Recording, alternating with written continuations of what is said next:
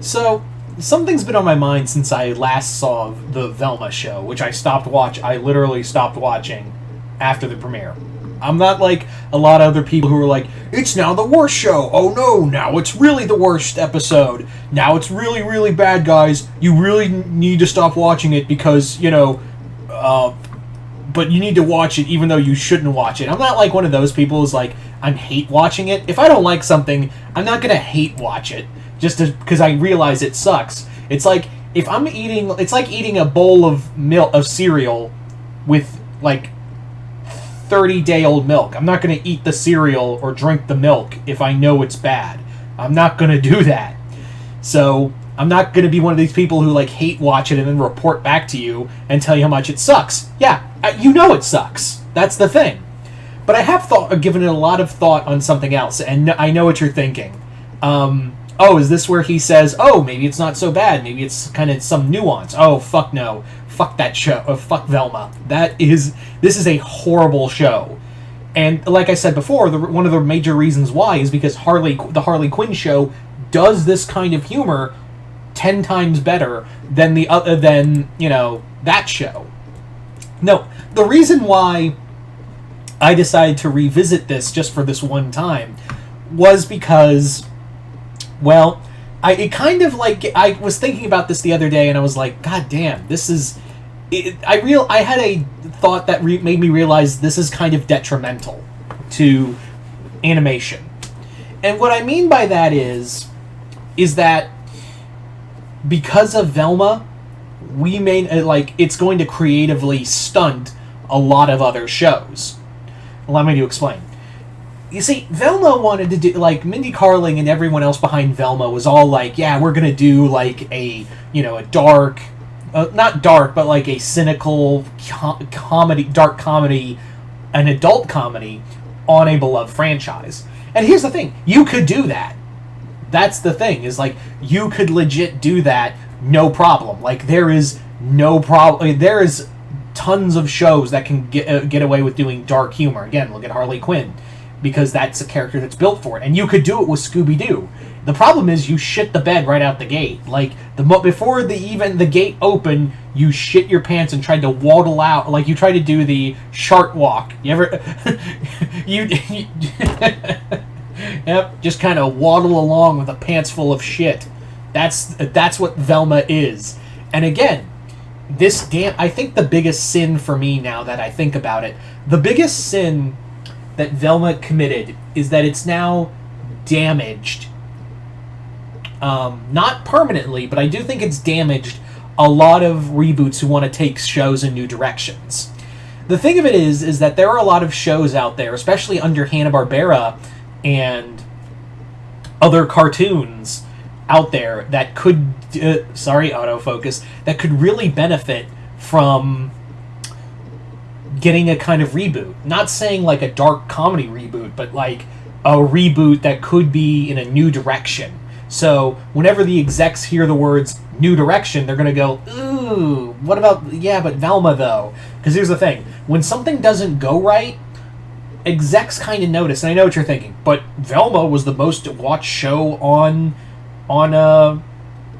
HBO Max. Of course they're going to give it. Well, they already prematurely gave it a season 2 before the views came in.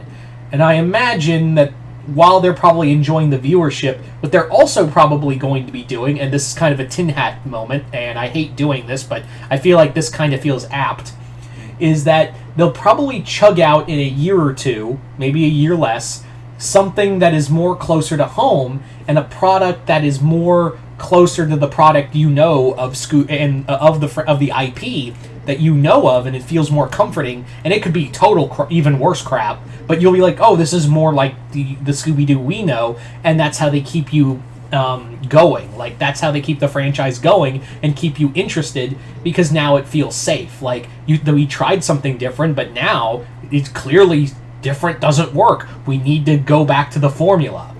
You know, that's what I mean, is that and again, sometimes changing the formula works. Scooby-Doo Mystery Incorporated, perfect example. And it's not just Scooby-Doo in general. I'm talking like there have been other shows that tried to go in a new direction, but it missed the mark and it damaged other ideas for future reboots. I mean, look at the New Adventures of Johnny Quest. Yeah. Or the Real Adventures of Johnny Quest. More like the Real Adventures of Bad CGI. Pro tip. If you're going to try to be an animated CGI show like Reboot in the 90s, how about you have the money for it? But yeah, that's what I really do fear is the case here with this Velma show, is that it's going to damage any kind of like, if some creator has like, I have this new take on Space Ghost, not as a comedy, but as like a drama space opera kind of thing, like Star Trek, or it's kind of like a Lost in Space kind of thing, and people are going to be like, ooh, that's too different from the brand. Look what we did with Velma, and you see the brand. We have to keep the brand safe. Can you make it funny?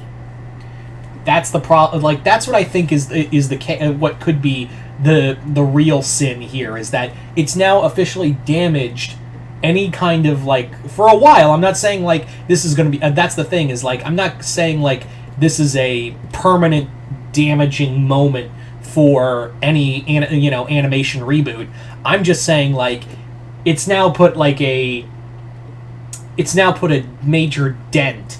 If anyone had any plans for like, maybe we could do a new He-Man show, or, well, not He-Man, but maybe like Thundar or something along those lines, Warner Brothers executives, or other people from other executive shows, like other goddamn autofocus, come on, other groups. And I'm not talking. I'm just using Warner Brothers as an example. Fucking autofocus, come on. The thing of it is that it's not just going to be, Warner Brothers who does this. Paramount, Disney is probably going to be looking at this and going, well, we can't change. It's clear we can't change the formula because the formula gets us views. Look what happens when you change the formula for the worst. That's what really pisses me off about this show, is that it's damaging a lot of creativity that could go to something else. I'm not saying like, oh, it's woke, it's bad. Nope, I'm not saying that at all. I'm just saying like, this show is so bad that, yeah, this show is taking the idea of of like a reimagining of a character or characters or an entire franchise and just making it so it's harder for everyone else who wanted to reimaginings of franchises, and completely spits in the face of them. That's my biggest thing with this. It's not like I'm trying to come on here and be like, oh, Velma's too different, that's why I hate it. No, Velma is that show is really awful. The humor is bad, the jokes are not funny, the meta humor is just garbage. And again, Harley and all the LGBT rep, all of that, all of LGBT rep, meta humor, all of it, done 10 times better in Harley Quinn, which is a show on the same fucking network. Again, this is the last time I'm going to talk about Velma. That's it. No more. No mas. It's just, it's also like, I do find it funny that like we've actually achieved a level of a show so bad that it's uniting people on both sides.